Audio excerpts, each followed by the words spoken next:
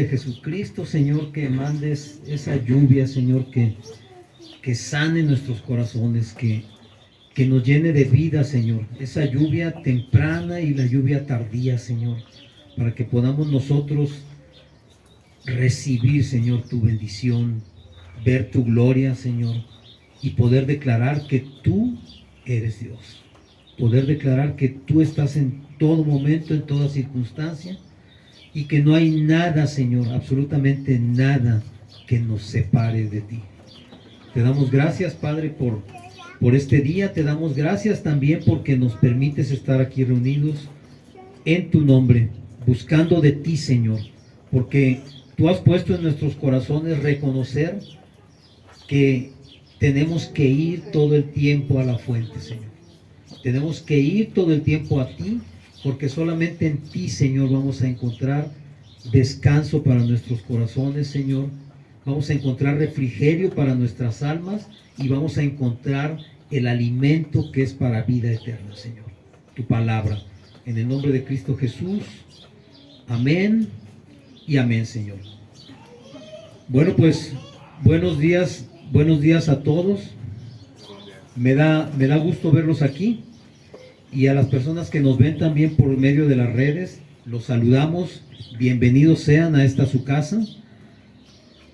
Hoy vamos a tener un servicio que, bueno, en semanas anteriores el Señor estuvo hablando muy fuerte, muy duro.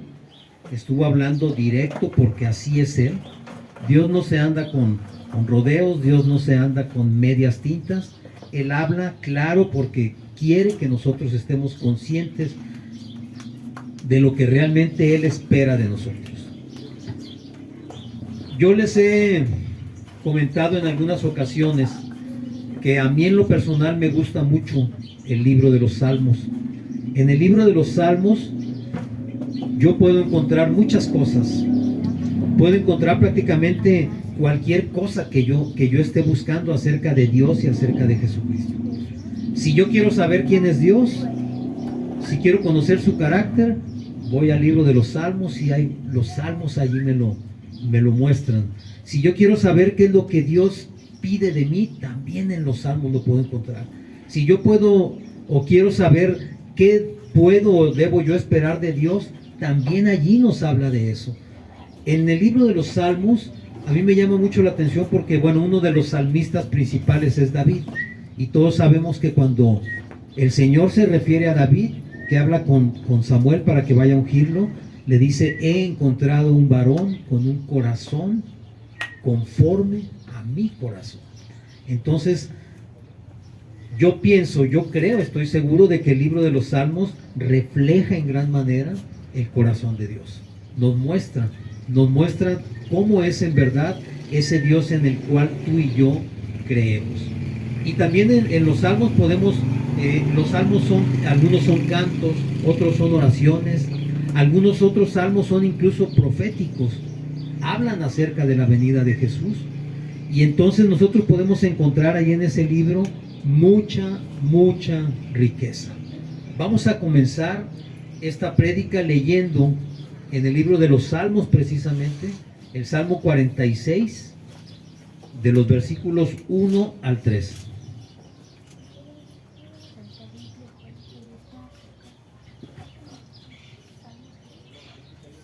Cuando lo tengan me dicen amén.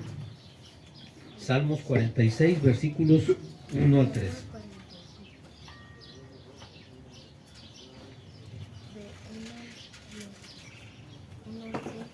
¿Ya? Amén. Ok. Dice así: Dios es nuestro amparo y fortaleza, nuestro pronto auxilio en las tribulaciones. Por tanto, no temeremos, aunque la tierra sea removida y se traspasen los montes al corazón del mar, aunque bramen y se turben sus aguas y tiemblen los montes a causa de su braveza. Este salmo nos está hablando de que precisamente nosotros tenemos que tener la seguridad de que Dios es nuestra fortaleza. Y no solamente eso, sino que Él viene en nuestro auxilio, viene en nuestra ayuda en todas las tribulaciones. Y entonces dice, por lo tanto, no temeremos. Aunque tú veas que la tierra se mueve, aunque sientas que todo cae sobre ti, aunque sientas que las cosas están cada día peor, siempre debemos tener la fortaleza y siempre debemos tener la seguridad de que Dios va a estar en nuestras vidas. Y entonces, muchas veces cuando sucede en nuestras vidas que tenemos problemas, que las cosas se ponen mal, que en vez de irnos bien en el trabajo nos va mal, que en vez de conservarlo lo perdemos, que en vez de estar bien con la familia tenemos problemas con ellos, que a veces entre hermanos, padres, hijos, nos estamos nosotros haciendo daño, nos estamos hiriendo, nos estamos injuriando. Y a veces cuando estas cosas suceden, nosotros pensamos, pues, ¿dónde está Dios, no? ¿De qué Dios me hablan que yo no he visto en mi vida su mano? Y cuando estas cosas suceden es muy común, y no porque se trate de palabras trilladas, pero uno habla con las personas y les dice, ten fe, espera en el Señor, aguarda y tú te vas a dar cuenta cómo Dios obra en tu vida. Y son palabras que, les repito, no es que sean trilladas, son palabras que son reales. El mejor consejo que te puede dar alguien es, espera en Dios. No te desesperes, no hagas las cosas conforme a tus emociones, ni conforme a tus fuerzas. Espera en el Señor. Pero cuando uno habla estas palabras, muchas veces la gente dice, y de hecho, mi esposa y yo tenemos una amiga en común que en una ocasión me dice, bueno, sí está bien, tú me dices que tenga fe, pero dime, ¿dónde se compra eso? ¿Dónde se consigue? ¿Cuánto cuesta? ¿La venden por kilos, por metros, por litros? ¿Cómo la venden? ¿Dónde puedo encontrar esa fe que tú me dices que yo debo tener? Y entonces viene la contrapregunta, ¿verdad? Porque todos sabemos y todos hemos escuchado que si tú quieres tener fe, necesitas conocer a Dios. ¿Y dónde lo vas a conocer? Pues en su palabra. En su palabra es donde tú puedes comenzar a conocer el carácter de Dios y puedes empezar a adquirir esa fe. Pero hay algo muy importante.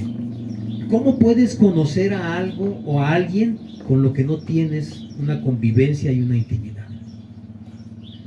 Yo creo que a todos nos pasa, ¿no?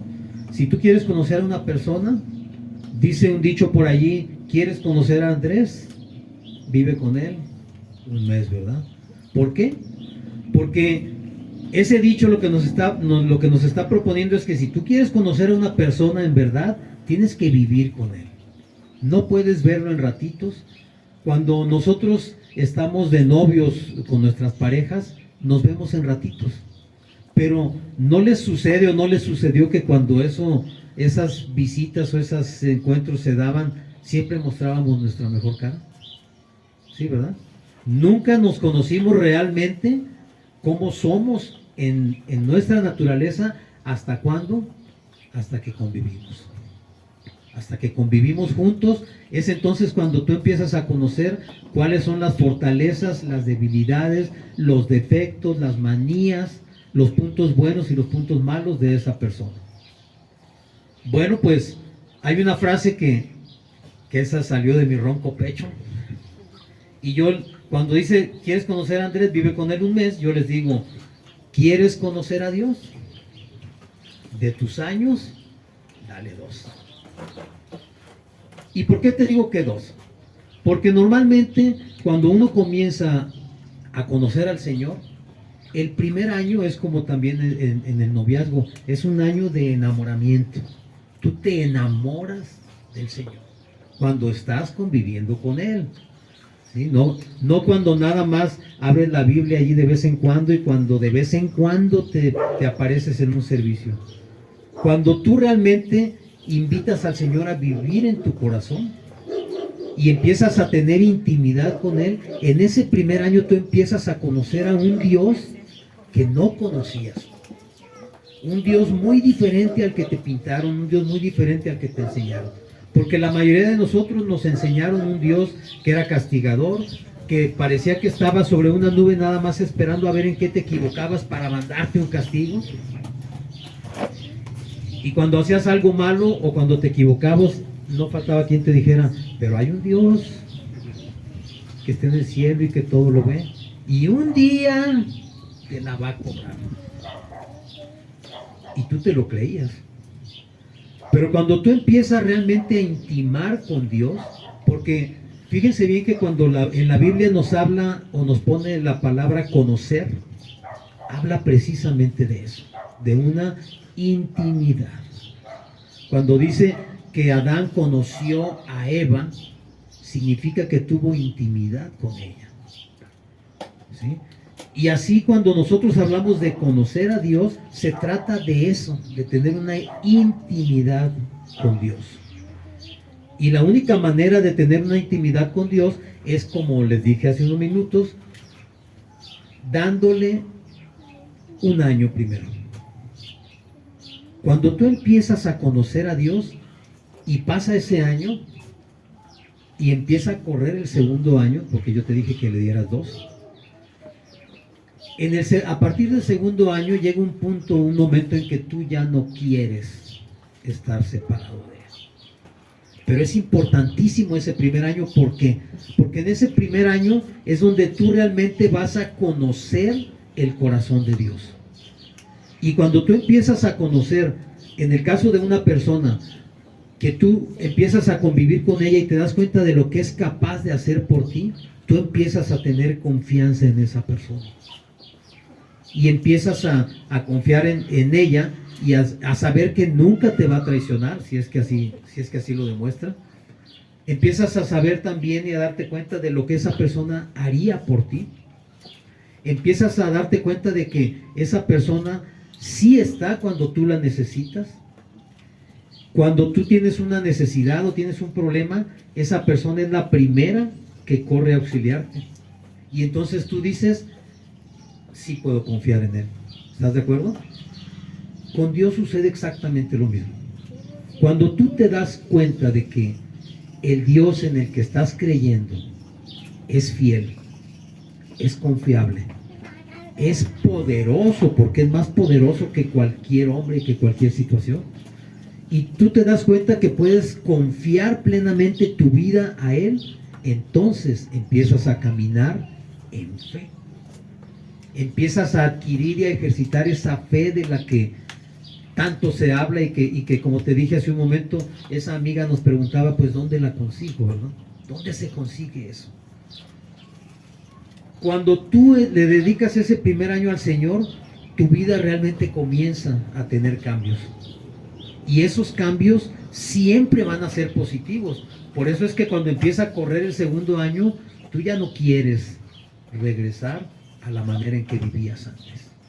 Pero es necesario que tú le permitas a Dios tener intimidad contigo.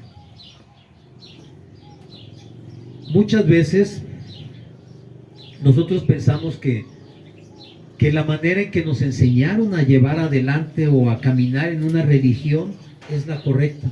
¿Y eso a qué nos lleva? Bueno, nos lleva a que hay fechas que todos celebrábamos, y esas fechas incluso se hacían algunos sacrificios, se hacían algunos ritos, y pensábamos que con eso estábamos bien con Dios. Y cuando empezamos a conocer al Señor, nos damos cuenta de que en realidad esa no es la manera de buscar de Dios.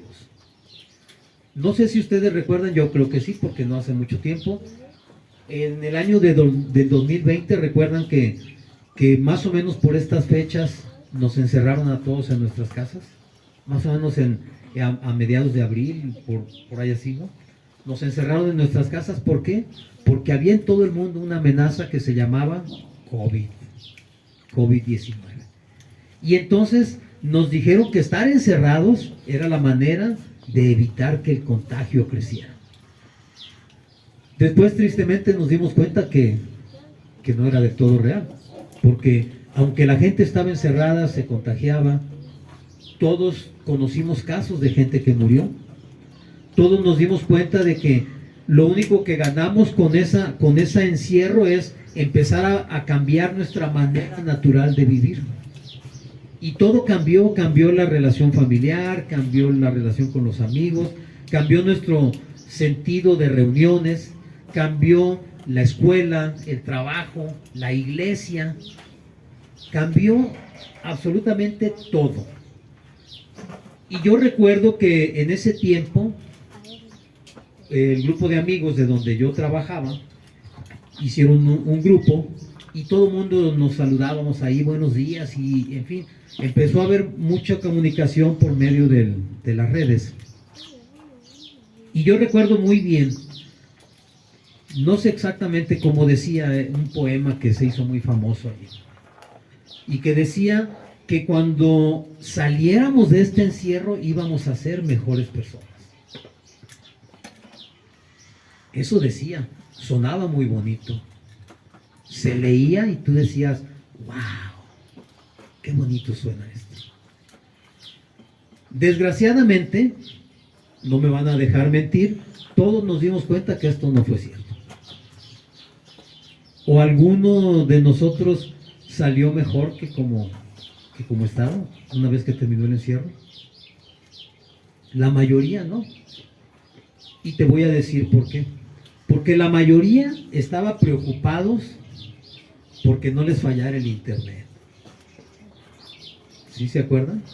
Porque todo el mundo se puso a ver series, todos se platicaban las series de televisión, de los canales que hay de películas y todo eso. Y en cuanto a alguno se le caía el internet, sentía que le faltaba el oxígeno. Porque todo mundo se dedicó a ver en qué perdía o dedicaba su tiempo. Pero en verdad, también sabemos que en ese tiempo de encierro, lejos de acercar a muchas familias, algunas incluso se desintegraron. ¿Por qué? Porque nosotros como personas no estábamos acostumbrados a convivir 24 horas con la familia. Y yo sé que ustedes están haciendo memoria de cómo la pasaron en esos días. Para muchas familias fue un caos. Hubo aumento en la violencia intrafamiliar, hubo aumento en los casos de depresión, de suicidio, de divorcios. O sea, el estar encerrado con tu familia, en vez de ser algo positivo, para muchos se convirtió en una carga negativa. Fue algo catastrófico, porque no estábamos acostumbrados a convivir con la familia, siendo que es nuestro primer vínculo natural. Y entonces cuando tú dices, bueno, ¿por qué no resultó que fuéramos mejores? Por eso. Porque si no podemos o no somos capaces a veces de convivir con nuestra propia familia, la mayoría de nosotros mucho menos estamos acostumbrados a convivir en intimidad con Dios. Porque si hubiéramos aprovechado ese tiempo para hacerlo, entonces sí hubiéramos salido de ese encierro de una manera diferente. ¿Diferentes por qué? Porque entonces nos hubiéramos empezado a conocer a ese Dios en el que creemos. Cuando estábamos en ese encierro, mi esposa y yo teníamos más o menos un año de estar casados. Creo que sí, espero no equivocarme, porque si no así me va a ir al rato. Más o menos teníamos un año de casados. Y yo recuerdo muy bien que nosotros, pues, gracias a Dios, estábamos en el medio de la iglesia, estábamos todo el tiempo conviviendo con el Señor, y para nosotros fue una oportunidad no únicamente de conocernos más nosotros mismos, sino de entrar los dos en una estrecha relación con Dios. Yo recuerdo que cuando todo esto sucedía y todo el mundo estaba imaginando lo peor, Dios nos habló por medio de un sueño de mi esposa. Y Y ese sueño hacía referencia al Salmo 23, todo el mundo lo conoce, ¿verdad? ¿Sí? ¿Sí lo conocen? A ver, vamos a leerlo. Salmos 23. Vamos a leer ahorita del 1 al 4. ¿Ya lo encontraron? ¿O ya se lo saben? Bueno, dice: Jehová es mi pastor, nada me faltará. En lugares de delicados pastos me hará descansar, junto a aguas de reposo me pastoreará. Confortará mi alma, me guiará por sendas de justicia por amor de su nombre. Aunque ande en valle de sombra de muerte, no temeré mal alguno, porque tú estarás conmigo. Tu vara y tu cayado me infundirán aliento. ¡Wow! ¡Qué bonito! A ustedes que no lo ven, les estoy diciendo qué bonito, porque los niños recitaron el Salmo de memoria. ¿Eh? Fíjense bien, ese sueño, les voy a platicar así muy rápido y muy poquito, tuvo que ver con que estábamos en el sueño, en una playa, y en esa playa había una mesa muy larga, llena de viandas y cubiertos dorados y todo eso. Y en ese sueño estábamos, mi esposa vio a un servidor, a nuestras hijas, y ella y el que era nuestro pastor en aquel tiempo.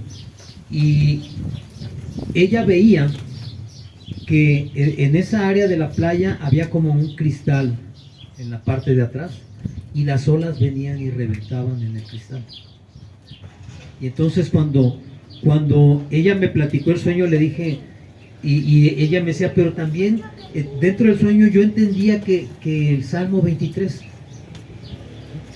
Entonces le dije, pues es que el Señor nos está hablando clarísimo de que no tenemos que preocuparnos, porque más adelante en el Salmo 23 dice que Él va a preparar mesa delante de nuestros angustiadores, va a preparar mesa para nosotros. Es decir, esas olas eran todas las situaciones malas, negativas que venían, y había una mesa lista para nosotros. Así como es cuando digo nosotros, estamos hablando de todos los que somos hijos de Dios. Y hay una mesa preparada delante de nuestros angustiadores. Es decir, no importa quién te esté angustiando, molestando, haciendo daño o tratando de hacer daño, el Señor tiene una mesa preparada para nosotros. ¿Por qué? Porque a Él no lo asusta nada. Quizás tú y yo podamos tener temor, pero Él no. Él no. Él sabe que es Dios, y Él sabe que no importa quién nos quiera hacer daño, basta con que Él diga no, y es no. Y fíjate bien, dice, aunque ande en valle de sombra de muerte. ¿Cuántas veces te has sentido tú que estás metido en un pozo del que no puedes salir? Del que quieres, pero no puedes salir. Y el Señor te dice, no importa que tú estés allí, yo te voy a ayudar. Dice, tu vara y tu cayado estarán conmigo. Dice, me infundirán aliento. La vara y el cayado, ¿sí sabes a quién representa? La vara representa la palabra, y el cayado es Jesús.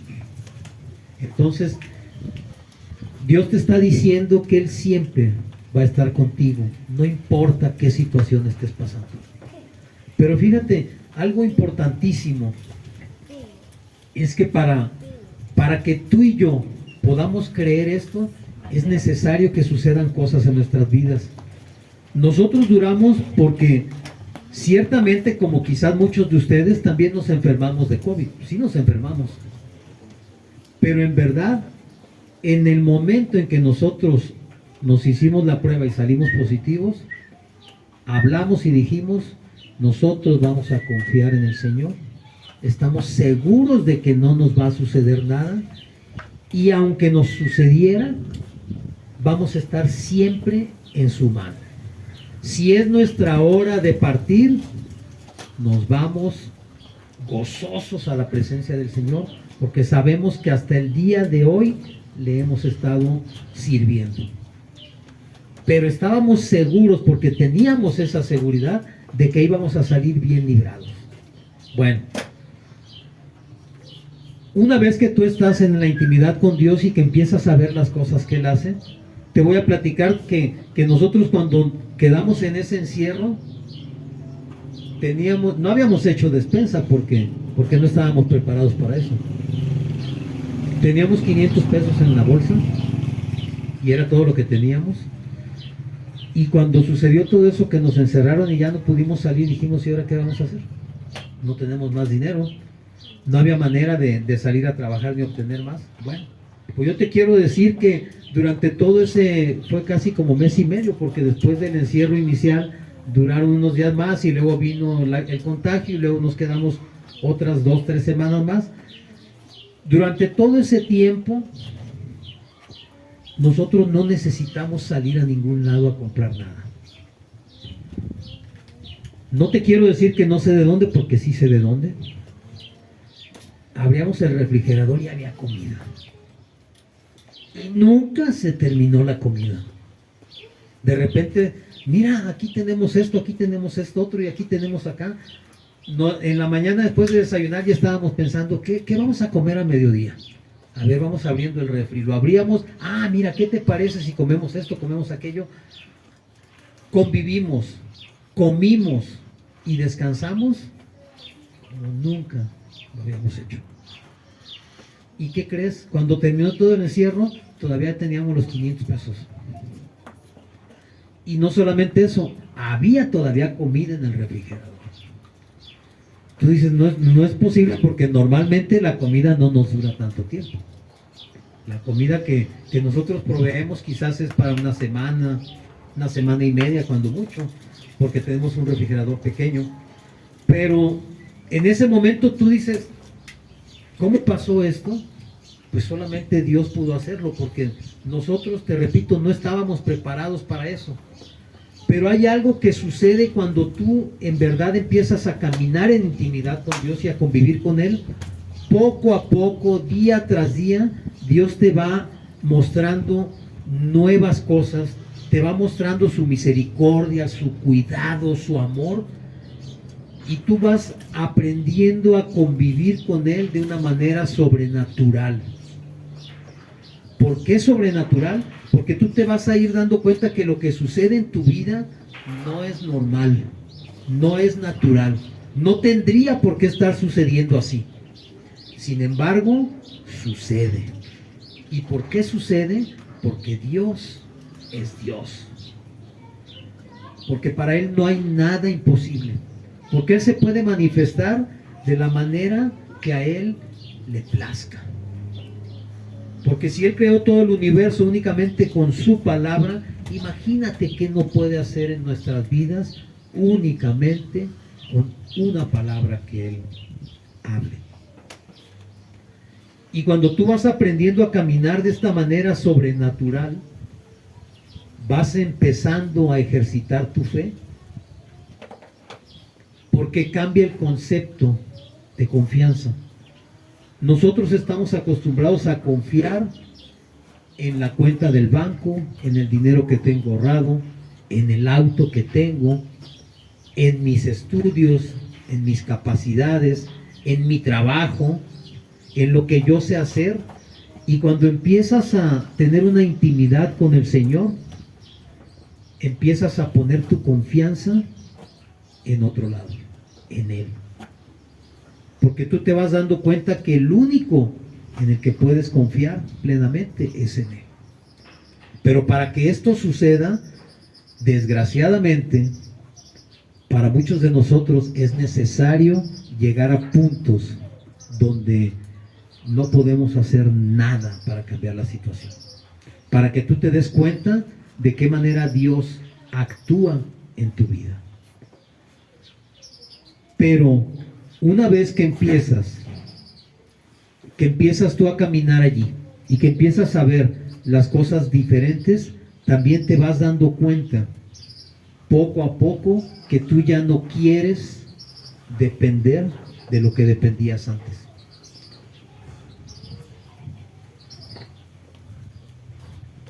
Hay muchas maneras de comenzar a creer en el Señor y empezar a poner tu confianza en Él. En los tiempos de Jesús no teníamos el Nuevo Testamento, por supuesto, y la gente empezaba a creer y a confiar en Él por lo que veían que hacía.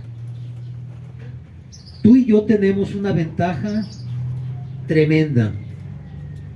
Nosotros hemos recibido este testimonio que nos habla del poder de Jesucristo.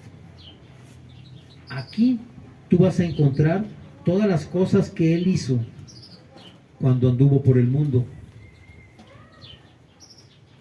Y eso te tiene que ir dando a ti confianza. ¿Por qué? Porque tú vas viendo que así como sanaba leprosos, así como sanaba cojos, así como sanaba a la gente que estaba enferma, así como resucitaba a los muertos, así lo puede hacer también contigo. Cuando tú estás en una situación de enfermedad de la que nadie te ha podido librar, y hablas con el Señor y le pides, ayúdame, sáname, y te sana, tú puedes estar confirmando lo que lees en la palabra. El problema es que todas esas cosas no las vamos a poder conocer nosotros si no buscamos en la palabra de Dios. Si tú no empiezas a buscar allí y tú dices, caray, si el Señor aquí dice que levantó a un cojo de su camilla y yo me lastimé el pie y no puedo caminar, y oras y le pides al Señor que te sane tu pie y te das cuenta que lo sana, tú puedes decir, es verdad lo que dice aquí. Es verdad que estoy creyendo en un Dios vivo que me escucha. Hace unas cuantas horas estaba escuchando el testimonio de un pastor en una entrevista que le hicieron. Y decía él que él era el resultado de las oraciones de su tatarabuelo. Porque en su hijo, en el hijo de este pastor que estaban entrevistando, se cumplía la 5ª generación de pastores. Entonces decía él que él tuvo la fortuna, la suerte, la bendición de conocer a su tatarabuelo, a su bisabuelo, y que cuando él platicaba con él, dice que tocaba el violín y tocaba un himno, y que lloraba y le decía, ¿por qué lloras? Y que le contestaba el bisabuelo, ¿será que tus hijos conocerán y amarán a Dios como nosotros lo hacemos? Y me dejó pensando, esto te soy sincero, no estaba contemplado en lo que iba a hablar en la prédica, pero me dejó pensando porque ¿cuántas veces tú y yo no nos detenemos un segundo a pensar qué le vamos a dejar a nuestros hijos? Y no me refiero a cosas materiales, porque ya sabemos que eso no sirve de nada. Y muchas veces lo único que produce son problemas en la familia. ¿Cómo le voy a enseñar a mi hijo a confiar en Dios cuando yo no he aprendido todavía a confiar en Él? ¿Cómo me voy a asegurar que mis hijos van a buscar de Dios cuando necesiten ayuda si nunca me ven a mí hacerlo? Cuando empezamos el servicio les dije que me dio mucho gusto escuchar unos niños recitar el Salmo 23. Y qué importante es para nosotros como personas y como familias que nuestros hijos nos vean hacer lo que nosotros hacemos para el Señor, que nos vean adorarlo, que nos vean buscarlo. ¿Por qué? Porque eso va a sembrar en ellos la semilla de buscar de Dios en todo momento. Es cierto que eso no garantiza que ellos mañana sean cristianos y sean seguidores de Jesucristo, pero La semilla ya está puesta ahí. Y como dice la palabra, uno siembra, otro riega, otro cosecha, pero Dios es el que da el crecimiento. Qué importante sembrar esa semilla, ¿por qué? Porque si yo puedo y soy capaz de poner esa semilla en el corazón de mis hijos y ellos me ven realmente buscar de Dios y hacer lo que es agradable para Dios, lo más probable es que ellos sigan esos pasos. Si yo no sé tener una intimidad con Dios, ¿cómo voy a enseñarles a mis hijos a tener esa intimidad? ¿Cómo les voy a enseñar qué deben hacer? ¿Cómo lo deben buscar? ¿Cómo lo deben adorar? ¿Cómo deben confiar en Él si a veces yo mismo no lo hago? Si yo con cualquier pretexto dejo de asistir a las reuniones, hago a un lado el estudio de la palabra. ¿Por qué? Porque pues de repente hay cosas que creemos que son más importantes. Y a veces nosotros mismos no podemos ver a Dios en nuestras vidas porque no tenemos esa intimidad con Él. En los evangelios tú puedes leer cómo Jesús hacía muchos milagros. Y los mismos fariseos de aquel tiempo, la clase sacerdotal, se preguntaban cómo es posible que este hombre pueda hacer esas cosas. De hecho, le decían, sabemos que tú vienes de Dios porque haces cosas que nadie hace, ¿sí? Porque solamente se podrían hacer alguien que viene de parte de Dios. Pero aún así se rehusaban a creer que Él era el Mesías prometido. ¿Por qué? Porque estaban tan metidos en su mente y en su pensamiento religioso que ellos esperaban un Mesías guerrero, un Mesías que quizás usara armadura, usara espada y los libertara de todos sus enemigos, que acabara con todos para darle a su pueblo la tierra prometida. Ese es el Mesías que ellos esperaban. Y ciertamente Jesús no vino de esa forma como ellos esperaban que viniera. Pero de que fue un revolucionario, lo fue. ¿Por qué? Porque Él venía a mostrarnos la manera correcta de acercarnos al Padre. La manera correcta de establecer una relación con el Padre y dejar a un lado la religión. Y por eso es que en aquel tiempo muchos no le aceptaron. Y por eso es que aún hoy muchos todavía se resisten a creer en Él. Porque tenemos desgraciadamente una mente religiosa y una mente que quiere hacer y ver las cosas de acuerdo a como yo creo y como yo pienso que debe ser. Cuando Jesús, si recuerdan en Mateo 8:27, dice que Jesús estaba en la barca con sus discípulos y que vino una tormenta.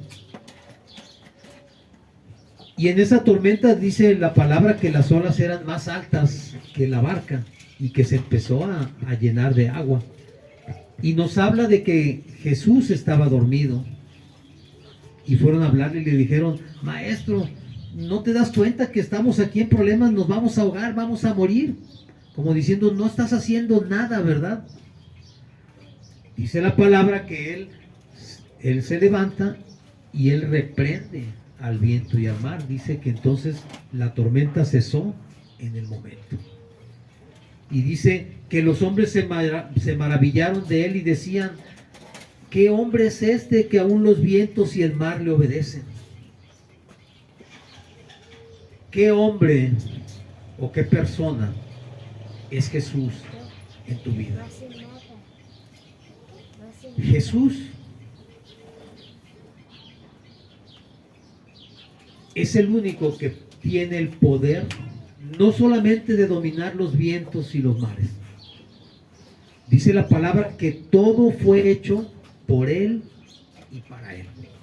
De manera que Él tiene dominio sobre toda la creación. Si estas personas se maravillaron porque Jesús calmó la tempestad, ¿por qué no te permites tú darte la oportunidad de maravillarte de lo que Dios va a hacer en tu vida? Porque para Él no hay nada imposible. Porque en Él fue puesta toda la plenitud de la deidad, dice la palabra. Es decir, todo el poder de Dios Padre está sobre Jesucristo.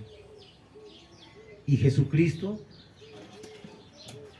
abre las puertas para que nosotros podamos entrar en Él y podamos estar en su presencia.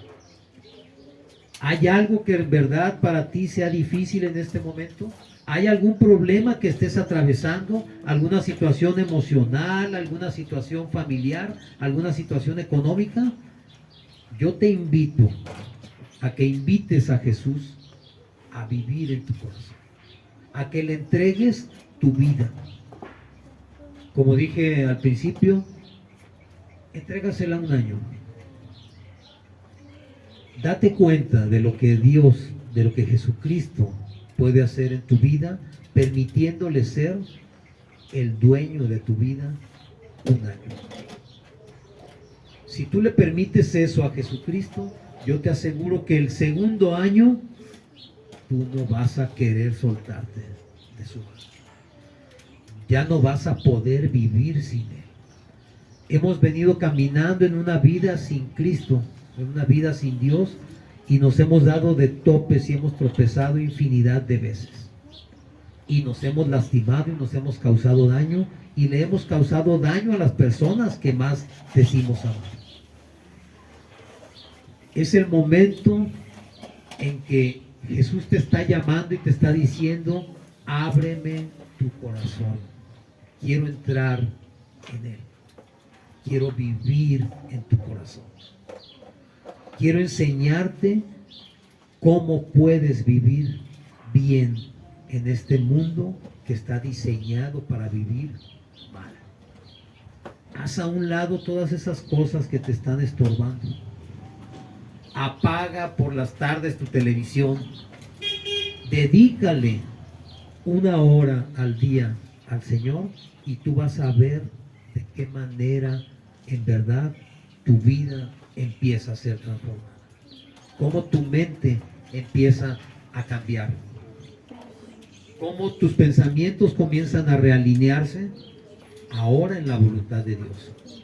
Y cómo el poder de Jesucristo se empieza a manifestar en tu vida y en la vida de tu familia y en la vida de los tuyos. Dale la oportunidad al Rey de Reyes de ser rey en tu vida. Yo te aseguro, mi hermano, que nunca te vas a arrepentir de hacerlo. Y cuando tú puedas ver las cosas grandes que Jesús puede hacer por ti y para ti, te vas a preguntar: ¿dónde estuve todos estos años? ¿Por qué nadie nunca me habló de esto? Hoy tienes la oportunidad. Y no solamente esa oportunidad. Hoy tienes la oportunidad de trascender. Hoy tienes la oportunidad de dejar para los tuyos el mejor regalo que puedes darles en vida. Y eso se llama conocer de Jesucristo. Si tú permites que tus hijos conozcan de Jesús, créeme lo que toda maldición generacional va a ser rota en ti y a partir de ti. Y todas esas cosas que a veces como familias y como personas venimos arrastrando, no sé si se han dado cuenta ustedes, pero cuando nosotros crecemos bajo un patrón emocional o familiar, inconscientemente el patrón se repite. Inconscientemente ese patrón se vuelve una y otra vez. Y el único capaz de romper esa maldición generacional es Jesucristo. Y cuando Jesucristo rompe el yugo, tú eres libre. Y cuando eres libre puedes heredar libertad. Y cuando eres libre puedes tener fe y puedes confiar plenamente en el único que debiste y debimos haber confiado desde un principio, y al que muchos de nosotros le hemos cerrado las puertas tantas veces. Sin embargo, el Señor no le importa que tú le hayas cerrado la puerta muchas veces. Lo que Él quiere es que el día de hoy tú le abras esa puerta. ¿Se pueden poner de pie, por favor? Vamos a terminar con una oración. Señor, te damos gracias por esta palabra. Te damos gracias, Señor, porque sabemos y entendemos que el día de hoy tú nos has hablado al corazón. Tú nos estás diciendo, ven, búscame. Tú eres, Señor, quien nos está buscando para permitirnos conocer tu carácter, tu amor, tu cuidado. En el nombre de Jesucristo, yo entrego en este momento, Señor, mi vida en tus manos. Haz con ella, Señor, lo que a ti te plazca. Haz con ella, Señor, conforme a tu voluntad. Y permíteme, Señor, a partir de hoy, vivir como tú quieres que viva, como hijo tuyo, como heredero del reino, y seguro, Señor, de que tu fidelidad está por encima de cualquier circunstancia, y tu poder, Señor, está por encima de cualquier problema. Te doy gracias en el nombre de Cristo Jesús. Amén y amén.